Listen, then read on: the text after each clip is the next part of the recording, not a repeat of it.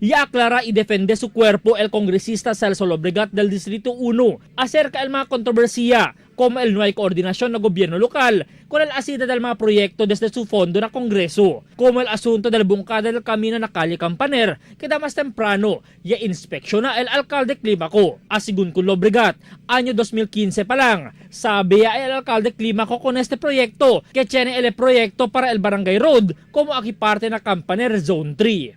Na page 285, este mismo report, tablali, programs, projects, and activities to be implemented in 2016. So, this report is 2015, but it already lists down the projects that will be implemented in 2016. Meaning, talyo, Zamboanga City First Legislative District. Okay, di So, curious eh.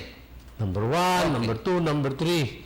Na ese project na Campaner, tali na page 287.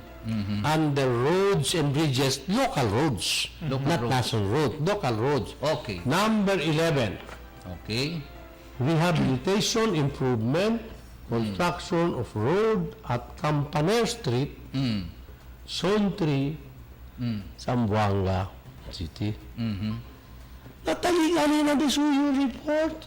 Ilaya, habla sila, no hay coordina. Ele mismo, tatalista, tiene proyecto. Ya le va pa kopya el congresista con el annual report del 2015 que taabla estipulado ng mismo report el sa mga priority projects para del año 2015 y uno ya na Calle Campaner. A segundo mas temprano con el alcalde Climaco era ya hace pasa cortesía na oficina o karta man lang si el principio ya siendo critical el tiempo del bungkada que cerca ya el tiempo del klase. Sita acorda, serya inauguración el ya hace si Lobregat na entero syudad que mayoría mga school buildings el ya construye desde Congressional Fund di suyo. Hindi naman ito pwede habla na this project will be implemented in January. You cannot do it because it depends on the bidding. It depends.